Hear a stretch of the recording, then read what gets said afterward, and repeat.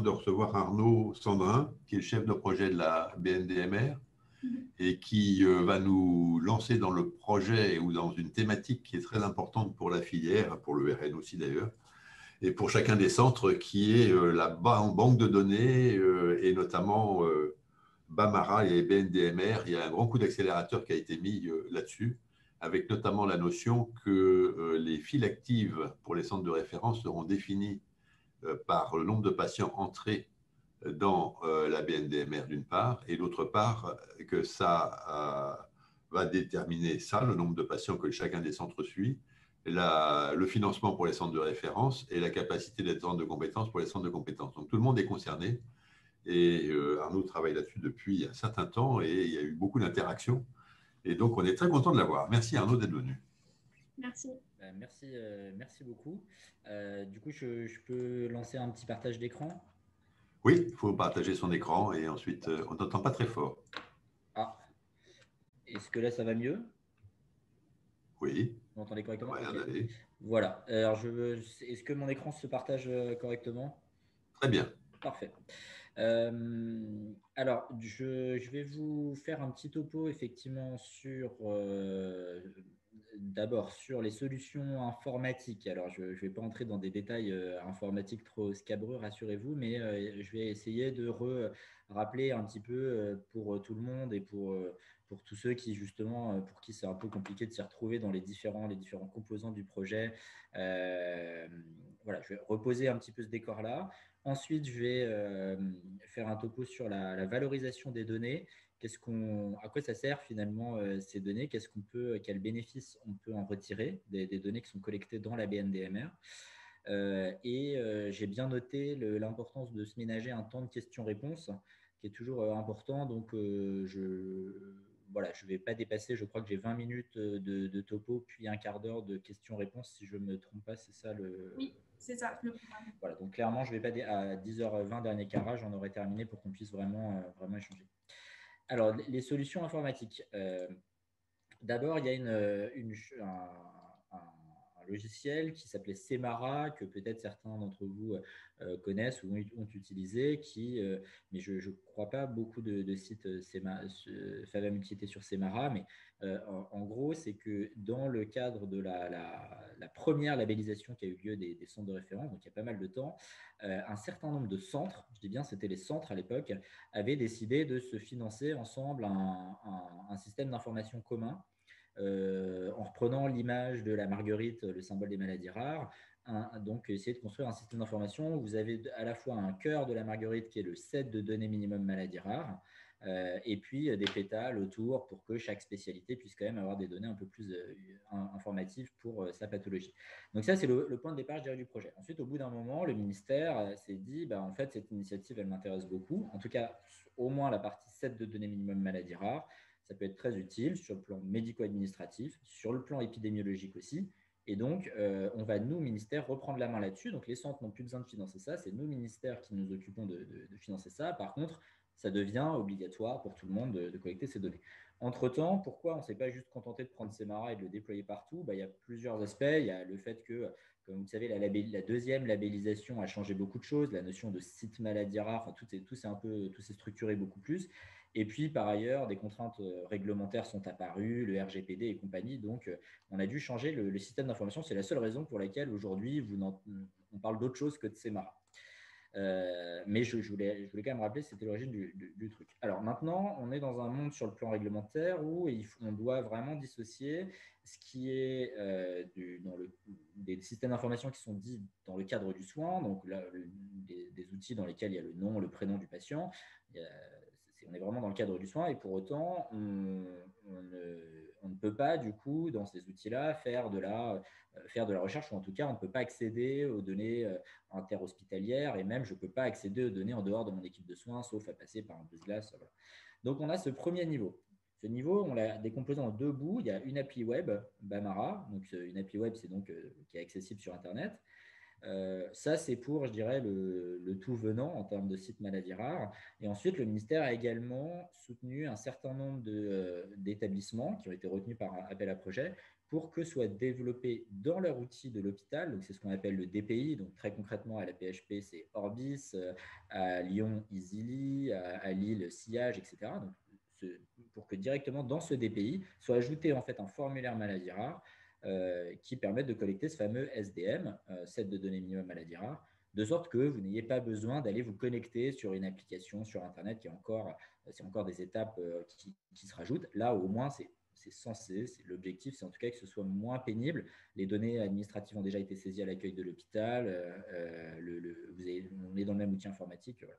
Donc ça, c'est les deux modes de recueil. Pour certains d'entre vous, vous utilisez peut-être déjà une fiche maladie rare dans votre DPI. Pour d'autres, le formulaire Bambara. Ensuite, alors ces données peuvent être exportées, notamment sur Bambara, on a un module d'export qui vous permet de réinsérer ces données dans certaines bases. C'est d'ailleurs ce qui est en discussion déjà avec certains registres d'ERN, puisque le set de données minimum maladie rare correspond à une époque où la France, on avait cette avance-là en Europe qui a fait que aujourd'hui, le Common Data Elements européen est une sous-partie du set de données minimum maladie rare et a été inspiré par ce SDM. Donc, vous pouvez, et on travaille déjà assez activement avec un certain nombre de registres de RN, à voir comment ces données écrites aujourd'hui en français dans nos applications peuvent être exportées directement vers le registre de l'ERN, qui n'est pas de ressaisie. Ça peut être vrai aussi pour d'autres cohortes. Et donc, ensuite, ces données, quand vous les saisissez dans le DPI, elles vont quand même dans Bambara. Donc, Bambara, à la fin, a la vision d'ensemble, mais est cloisonnée par hôpital et réglementairement, ce n'est pas un outil pour faire de la recherche. Ensuite, on fait remonter ça dans une base de données après avoir retiré le nom et le prénom, qui là est vraiment un entrepôt de données de santé autorisé par la CNIL et qui permet un certain nombre de finalités comme n'importe quel entrepôt de données que vous avez dans les hôpitaux. Et je précise, il y a un point important, mais j'y reviendrai un peu plus tard, c'est le chaînage entre ces données et celles de l'assurance maladie au sein du Health Data Hub, en tout cas dans le cadre du Health Data Hub, qui est très important. Bon, on va le voir après, donc je n'y reviens pas. Sur l'information patient, à l'époque de Semara, il y avait une seule information qui suffisait. C'était finalement très simple, une information collective, un affichage, et puis ça suffisait. Aujourd'hui, avec les nouvelles contraintes réglementaires, c'est beaucoup plus compliqué. Pour le cadre du soin, c'est-à-dire Bambara et le DPI, c'est toujours de l'affichage. Et pour la BNDMR, il faut faire une information individuelle. Donc, c'est la fameuse lettre d'information BNDMR. Elle est franchement assez inadaptée, il faut bien l'admettre. Elle est extrêmement longue, elle contient énormément d'informations. Si on n'est pas déjà très expert de ces sujets, on ne comprend pas forcément tout. Ça a été vraiment une bataille avec la CNIL et avec nous, notre DPO, pour essayer de comprendre qu'est-ce qu'on pouvait faire de mieux. Bon, c'est ce sur quoi on a atterri et je sais bien que ce n'est pas forcément facile de dispenser cette information. En tout cas, c'est ce qui est attendu. Alors, ce schéma un peu tordu, je vous rassure, je ne vais pas entrer dans les détails, mais c'est simplement pour vous sensibiliser à pourquoi, ce que je vous ai montré avant, c'est-à-dire le DPI, Bambara et la BNDMR, pourquoi ça ne se fait pas si simplement que ça. Bon, c'est quand même une mécanique compliquée, il faut l'avoir en tête. Donc, voilà, on rassemble les données du set de données minimum dans un formulaire, c'est transformé dans un autre. À la fin, ça fait des fichiers pour vous dire qui font plusieurs milliers de lignes, c'est des gros fichiers avec des balises un peu partout. C'est quelque chose d'assez compliqué. C'est le prix aussi d'avoir des fichiers qui sont réputés, en tout cas interopérables, et qu'on peut réutiliser un peu plus facilement si on a des cas d'usage un jour pour l'interopérabilité. Et ça nous est envoyé par messagerie sécurité de santé. Évidemment, c'est une application qui fait ça. C'est intégré, donc l'intégration est un peu compliquée. Voilà, ça simplement pour vous dire, c'est beaucoup plus compliqué de mettre en place cette tuyauterie que de faire un formulaire REDCap comme ça ponctuellement. Donc, c'est la raison pour laquelle ça a pris du temps, mais au final, on y est arrivé. Je dis on, c'est un on très général, puisqu'en fait, ça regroupe beaucoup d'équipes sur des différents établissements. Voilà. Donc, aujourd'hui, vu sur la production, qu'est-ce que ça veut dire? C'est ce qu'on appelle la production, c'est ce qui se passe donc concrètement dans nos applications. Aujourd'hui, on reçoit dans Bambara entre 500 et 1000, pardon, c'est pas entre 500 et 100, c'est entre 500 et 1000 dossiers tous les jours. Donc, c'est le flux, c'est le nombre de patients qui sont vus sur un certain nombre d'établissements. Donc, il y a plus de 20 établissements qui ont ce formulaire connecté. Concrètement, c'est les établissements de la Paix, les hospices civils de Lyon.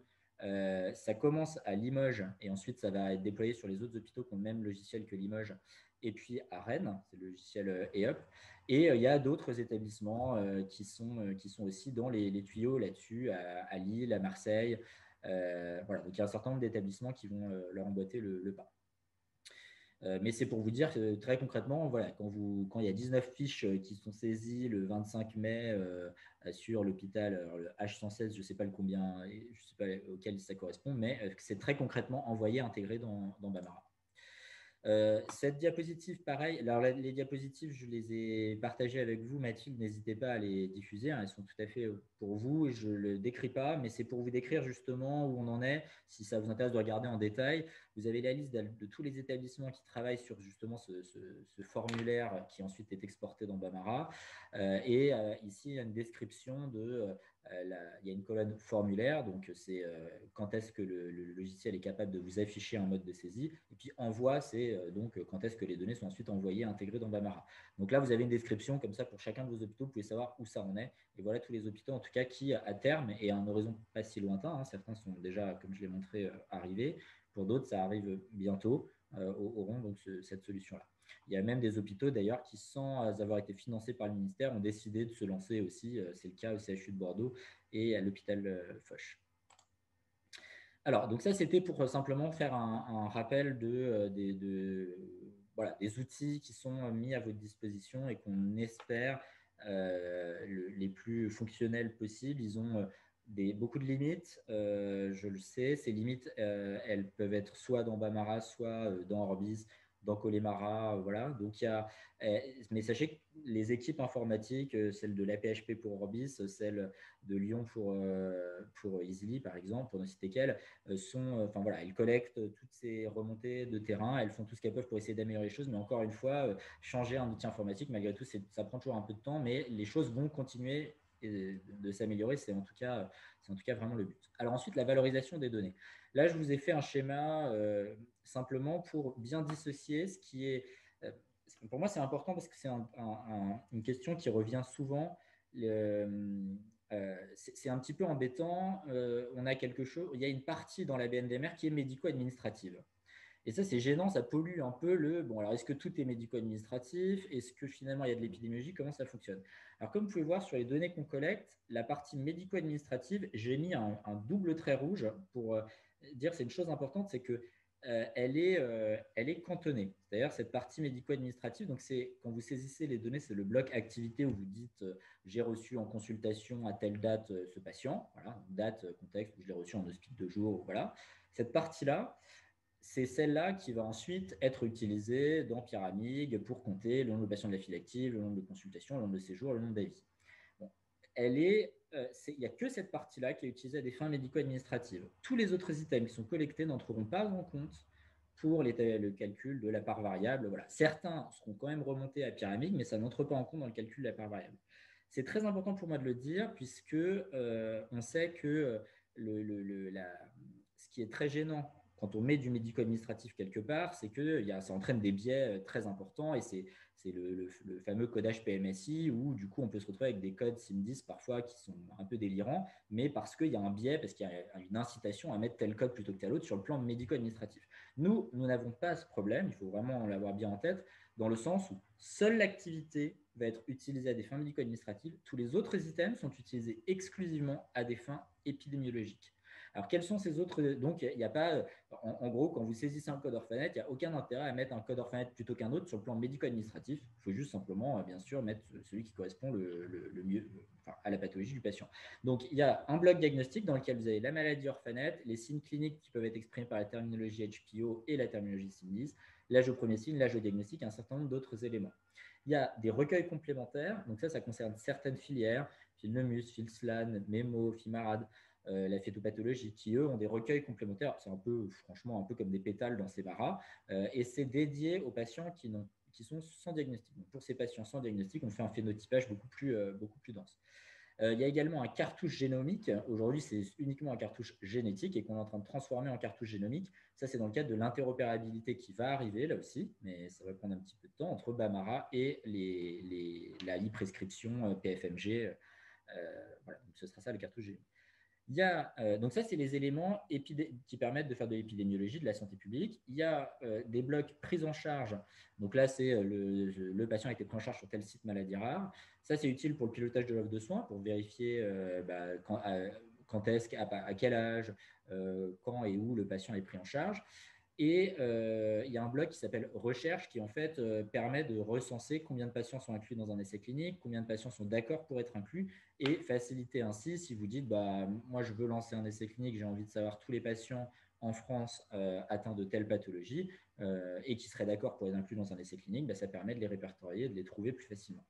Je précise que, outre la finalité d'épidémiologie et de santé publique, il y a effectivement une finalité de pilotage de l'offre de soins. On fait régulièrement des indicateurs pour le ministère qui ne sont pas des indicateurs pyramides, qui ne sont pas du tout des indicateurs de flicage ou médico-administratifs, mais qui sont vraiment des indicateurs de suivi de la prise en charge, de suivi du plan. Il y a un certain nombre d'indicateurs. Est-ce que les patients sont pris en charge plus tôt? Donc, c'est pour ça que ces éléments, âge au premier signe, âge au diagnostic, qui sont très importants.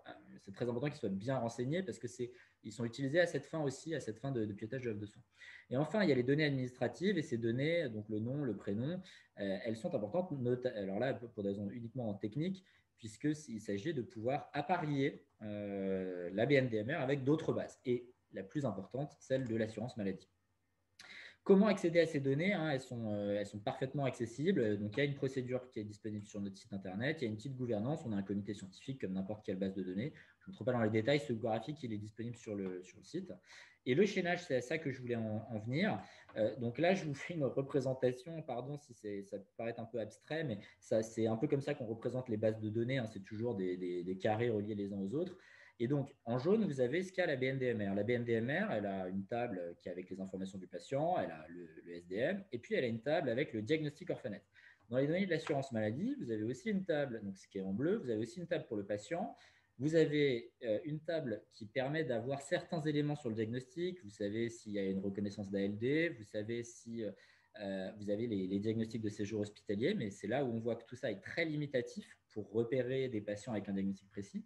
Par contre, ce que vous avez d'extrêmement intéressant, c'est que vous avez toutes les données de remboursement de tout type de soins, remboursement de soins, remboursement de médicaments, remboursement de dispositifs médicaux, en ville comme à l'hôpital. Donc, vous ne savez pas si le patient a pris son médicament, mais vous savez s'il va à la pharmacie régulièrement le récupérer. Donc, toutes les études d'observance, de médico-économiques peuvent être faites sur cette base. Donc, d'où l'intérêt du chaînage, c'est que si vous regardez que l'assurance maladie et que vous dites je m'intéresse à telle pathologie, tel code Orphanet et je veux être sûr que ce sont des patients atteints de cette pathologie-là, dans les données de l'assurance maladie toute seule, vous ne pouvez pas repérer les patients. On a fait une petite publication sur la dysplasie fibreuse ossifiante, vous avez les références qui prouvent ça, que en fait ça ne colle pas du tout. Si vous avez dans les données de l'assurance maladie, vous n'arrivez pas du tout à retrouver les bons patients.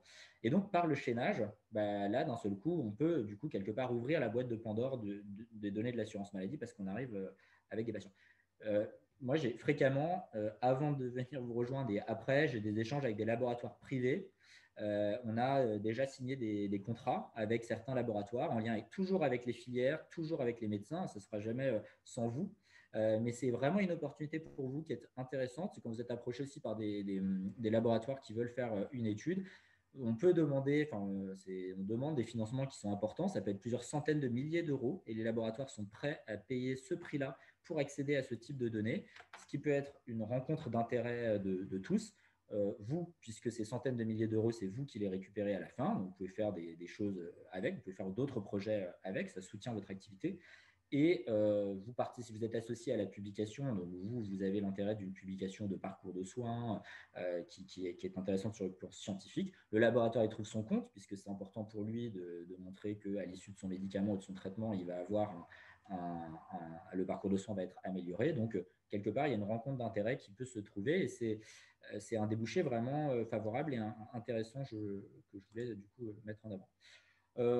Voilà, j'avais promis de m'arrêter à 10h20. Bon, ça rejoint un peu ce que je vous ai déjà dit. Ici, quelques statistiques sur le type de demande et le nombre de demandes que l'on a. Voilà, je vais peut-être m'arrêter là parce qu'on avait bien dit de se ménager un petit quart d'heure de discussion. Donc, je m'arrête là. Merci de votre attention. Merci beaucoup Arnaud, très clair et très informatif. Je pense qu'il y a des questions. Tu as accès aux questions chat, ou bien oui. Je vois le chat. Voilà. Alors, je te laisse répondre aux questions. Oui, très bien. Alors, je les reprends dans l'ordre. La première question… C'est quid du transfert et d'utilisation des données Bamara quand le patient n'a pas donné son consentement à l'utilisation des données? Alors, quand le patient s'est opposé au transfert des données, les données ne sont pas basculées dans la BNDMR. Je précise que les données vont quand même être traitées dans le cadre de Pyramide, puisque c'est la loi, on ne peut pas s'opposer à des missions d'intérêt général. Voilà. Donc, en gros, rassurez-vous, si le patient ne veut pas que ces données soient utilisées, mais vous avez fait des activités le concernant, sur le volet médico-administratif, vous ne serez pas impacté. Par contre, le patient est protégé, ces données ne seront pas accessibles dans la BNDMR, même si c'est pour aucun destinataire. Voilà. Donc, Il y a une petite case qu'on coche d'ailleurs pour ça, disant le patient est d'accord ou n'est pas d'accord. Hein. Tu voilà, il y confirmes? a une petite case qui est la case de non-opposition. Alors, elle est à cocher ou à ne pas cocher, ça dépend des logiciels. Donc, je ne veux pas vous dire de bêtises. Par contre, il faut faire attention à cette case-là parce qu'à l'inverse, si le patient n'est pas opposé à ce que ces données soient traitées et que la case n'est pas cochée correctement, comme je vous l'ai dit, les données ne seront pas accessibles en recherche et donc c'est perdu pour tout le monde. Donc, c'est important d'accorder une vigilance à ça. Il y a une autre question, donc, quid des entrepôts de données de santé des institutions hospitalières comme APHP, extraction, alimentation à partir de Bambara? Eh bien, c'est une question qui est de plus en plus d'actualité. Pas plus tard que hier, c'était dans la filière Oscar, hein, où il y a une médecin de la filière Oscar qui voulait, à la PHP, l'entrepôt de données de santé s'appelle littéralement l'EDS de la PHP, elle voulait faire une étude sur l'EDS, sur la pathologie dont elle s'occupe, et elle disait, moi ça m'embête parce que dans l'EDS, je ne suis pas sûr que j'ai pas de bons critères d'inclusion de mes patients. Est-ce qu'on peut récupérer Bambara? Donc c'est sur le plan réglementaire, pour le coup, ça pose aucun problème. Là, c'est juste une question de tuyauterie informatique. Donc, c'est prévu dans la chaîne de développement de l'entrepôt de données de santé, mais il y a beaucoup de choses qui sont prévues dans la chaîne de développement. Vous savez que le DS de la PHP, ça reste une machine qui est encore loin d'être arrivée. Hein, ça reste work in progress. Donc, bientôt, ce sera systématique que les données de Bambara, de la PHP seulement, bien sûr, hein, pas des autres hôpitaux, mais seront accessibles via l'entrepôt de données de santé de la PHP. Et je plaide, et je le dis à chaque fois, au CHU dans EOP, hein, l'entrepôt de données de Rennes, rappelez-le aussi, hein, les données du Bambara de Rennes ont parfaitement vocation sur le plan réglementaire à intégrer cet entrepôt. Ça peut être utile pour vous, donc je pense qu'il faut vraiment le faire. Ça vous permet ensuite de faire aussi ce type de chaînage. Question suivante, quelle est la procédure pour démarrer la mise en place d'une fiche maladie rare si elle n'est pas disponible dans notre CCMR? C'est quand qui pose la question. Oui, alors, quelle est la situation à Caen? Alors, je suis désolé parce que il y a quand même 100 établissements pour ma défense, donc je ne suis pas tout exactement. Alors, Oui, contre, mais oui, la question, je crois que ça dépend de l'hôpital. voilà, ça dépend de l'hôpital. Et par contre, c'est en vous rapprochant de votre DSI, de la direction des systèmes d'information, c'est vraiment la DSI qui a la vision sur quand est-ce que Bambara, si c'est un déploiement de Bambara, va être déployé. Et en l'occurrence, Bambara est déployé à Caen. Donc en fait, alors parfois aussi, hein, pardonnez-moi, mais parfois vous avez le sentiment que l'outil n'est pas accessible. En fait, plus exactement, vous n'avez pas l'information parce que les équipes de déploiement, les équipes de formation ne vous ont pas assez accompagné. Sachez qu'à Caen, clairement, un Bambara est déployé à Caen. Et donc, vous n'avez qu'à vous inscrire sur le site et vous pouvez accéder tout de suite. Il y a quelqu'un qui validera votre compte. Donc ça, n'hésitez pas à me revenir par mail si vous n'avez pas réussi à avoir l'information par votre DSI, mais il n'y aura rien à faire. Vous pouvez vous inscrire et commencer tout de suite à accéder. Pour les avis d'experts, nous n'avons pas le nom des patients et pour les avis des patients à l'étranger, comment colliger dans Bambara dans ces situations? Je ne comprends pas très bien la question. Je ne sais pas si… Oui, alors si, bien sûr. Alors, c'est vrai que ces deux problématiques sont bien cernées sur les avis d'experts, les noms, et puis dans le cas des patients étrangers, il y a certaines cases qui ne peuvent pas être bien cochées, par exemple le numéro de sécurité sociale ou des choses comme ça. Donc il faut remplir. Donc dans Bambara, vous pouvez remplir ce que vous avez. Et si vous n'avez pas, c'est vrai que si vous n'avez pas du tout il y a des éléments qui sont vraiment strictement requis pour pouvoir démarrer la fiche. Mais il me semble que même le nom et le prénom, vous pouvez quand même enregistrer en brouillon, enfin enregistrer votre fiche, elle sera estampillée statut brouillon, mais c'est pas dramatique pour vous, c'est comme ça, c'est la vie. Et puis vous pouvez faire votre avis sur dossier. Si je dis pas de bêtises. Une prochaine question, c'est est-ce que le chaînage avec le SNDS est dépendant du renseignement du numéro sécurité sociale du patient ou la BNDMR peut chaîner par d'autres traits d'identité? Ouais. Non, il n'est pas dépendant. Donc, vous n'avez pas besoin de le renseigner forcément. rassurez-vous. Donc, nous, on va chaîner. Hein, on travaille activement avec le Health Data Hub là-dessus.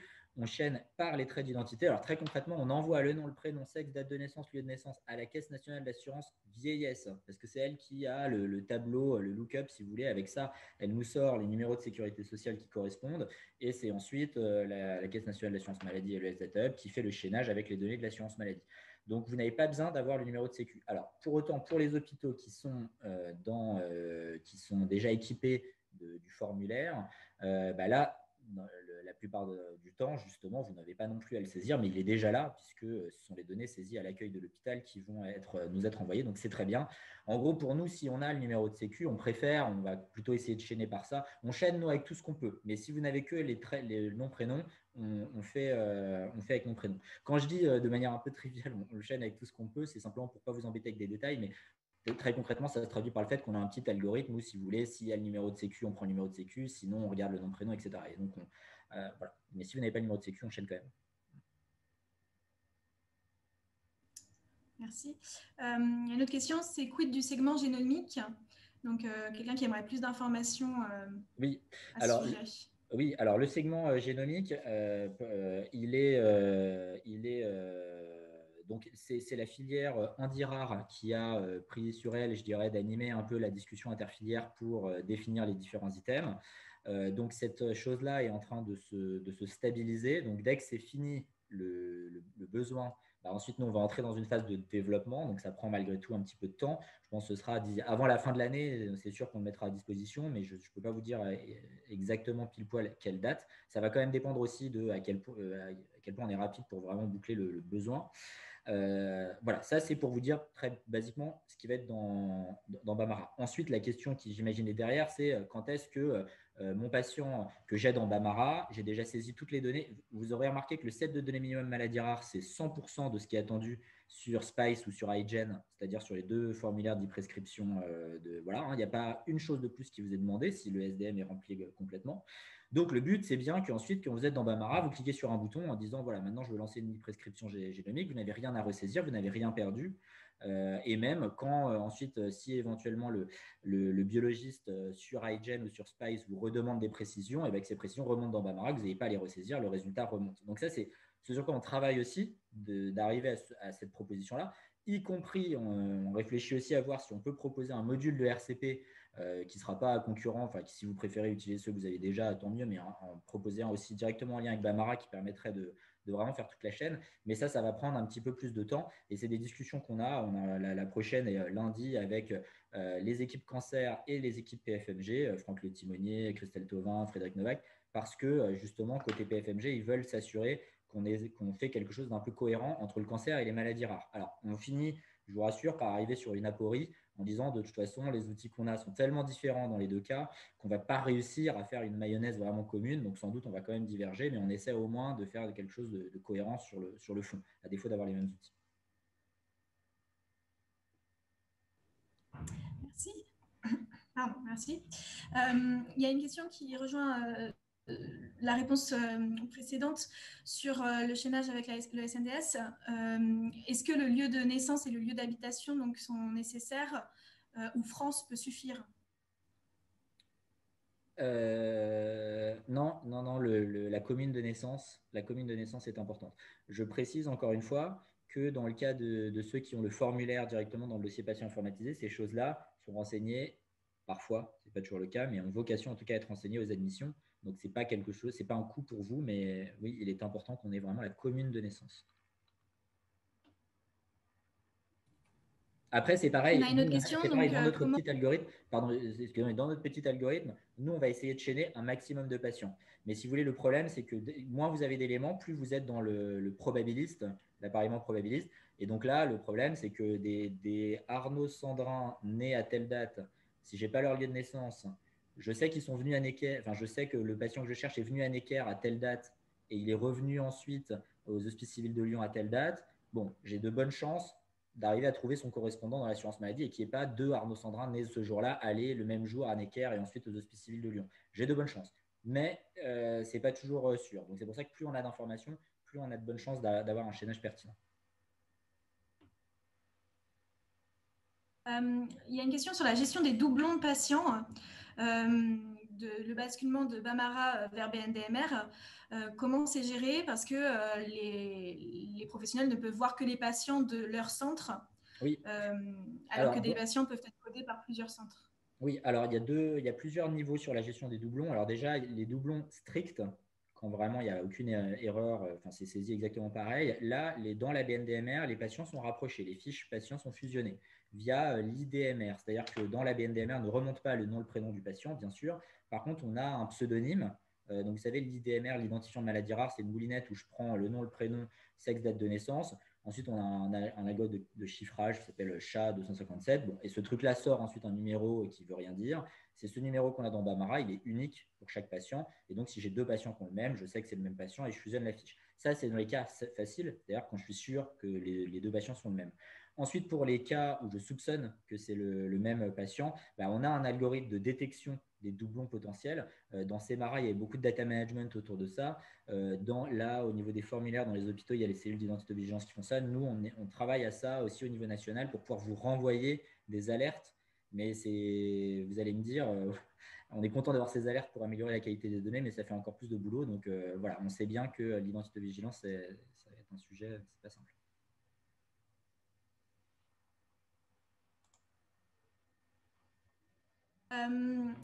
À l'échelon local, pour remplir une J'ai fiche posé une Colémara, question. donc c'est des pays.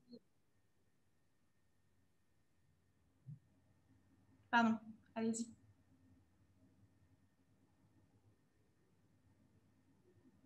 Ok. Je voulais poser une question qui est un petit peu Je pense qu'il y a un décalage. provocatrice. Je ne comprends pas très bien comment le médecin qui remplit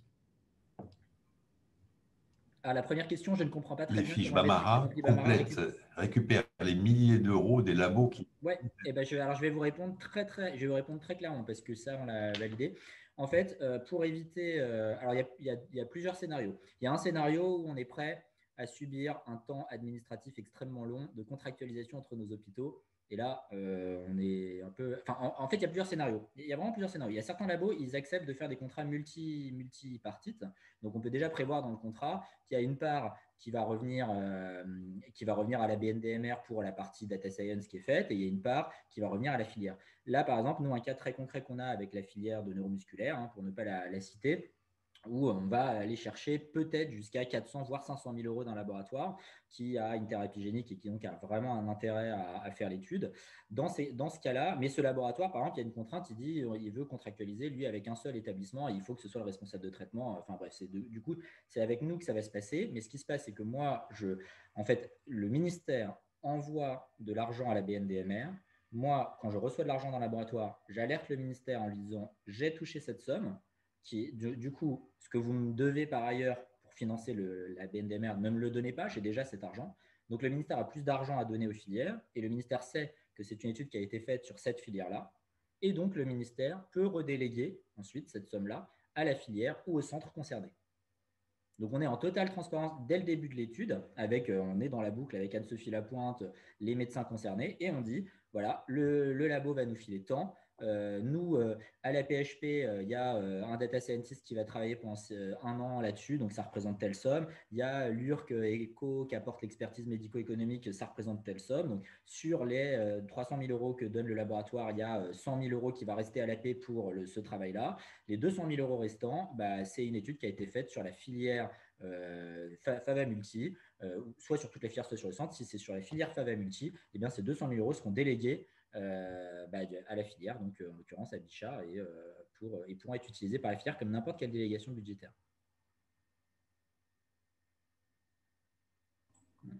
Ok, merci. On a encore quelques questions. À l'échelon local, pour remplir une fiche Colémara dans Easily, donc HCL et Grenoble, est-ce qu'il y a une nécessité de recueillir l'accord patient pour le transfert vers la BNDMR? Donc, je crois que c'est ce qui avait été dit précédemment. Voilà, c'est la même question que précédemment. C'est pas l'accord, c'est la non-opposition du patient. C'est un peu différent, mais voilà. En tout cas, si le patient s'oppose, il faut le mentionner. Et comme ça, bien sûr, son choix est évidemment respecté, donc ça ne remonte pas. Sinon, il faut dire que le patient ne s'oppose pas. Très bien. Et il y a une question sur le lieu de naissance est dans le numéro de sécurité sociale. Pourquoi n'y a-t-il pas un remplissage automatique?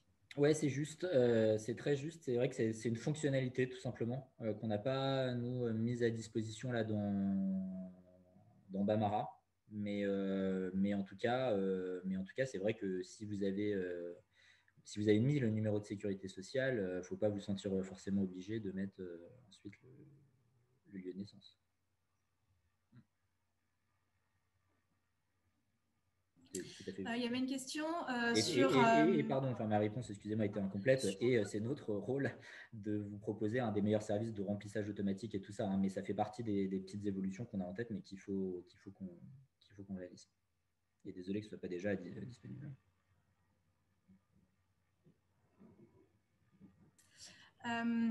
Où en est-on sur l'interface entre Bambara et les… Voilà, bah là, c'est ce que j'évoquais tout à l'heure. Donc voilà, pas plus tard que lundi, on va avoir un nouvel échange avec PFMG, les équipes cancer. Et puis, ah pardon, il y a eu une interruption, je ne sais pas si vous m'avez entendu. Voilà, enfin, je disais, ça c'est ce que je disais tout à l'heure. Voilà, c'est pas plus tard que lundi prochain, on a un prochain échange là-dessus. Donc, on en est toujours au stade où il n'y a pas encore de go officiel pour nous dire OK, il faut construire une interface complète Bambara PFMG. On n'a pas encore ce go-là parce que le PFMG se disait peut-être qu'eux-mêmes vont développer un truc intermédiaire entre les outils d'e-prescription et les systèmes d'information cancer et maladies rares. Et donc, ça doit être tranché très bientôt. Peut-être que ce sera d'ailleurs tranché lundi et du coup annoncé au copil des filières du 15 juin prochain. Mais dès qu'on a, nous, le go, OK, maintenant, il faut vous interfacer, bah, on pourra lancer les travaux. Mais on n'attend plus que ça. Merci. On va faire une dernière question et après, je pense qu'on passera à la présentation suivante. Devons-nous rentrer dans Bambara tous les patients vus en consultation RCP dans les centres de référence compétences, même ceux hors parcours maladies rares? Non, c'est uniquement les patients maladies rares. Uniquement les patients maladies rares, bien sûr. Hein. Ouais. D'ailleurs, vous savez, il y a une expression qui est un peu malheureuse dans Bambara, qui est les patients qu'on appelle non malades. C'est une expression malheureuse parce que, bien sûr, si vous voyez le patient, il y a quand même des chances qu'il soit malade, mais ça signifie non atteint non concerné par une maladie rare, c'est-à-dire ni porteur sain, ni atteint de la maladie rare, mais vraiment non. Voilà. Donc donc nous, donc oui, pardon, ça permet de préciser la question.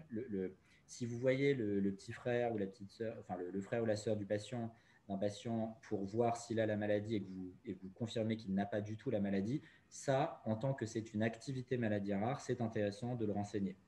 Alors, c'est intéressant pour vous sur le plan médico-administratif et ça peut l'être sur le plan épidémiologique de suivre, sur le plan plutôt, non pas épidémiologique, mais sur le plan de la santé publique, de suivre combien de contre-diagnostics sont posés. Voilà. Ça peut être important aussi parce que justement, dès qu'on aura le tuilage complet entre Bambara et la e-prescription, comme vous le savez, le génotype, c'est une des données qui est demandée pour ensuite l'analyse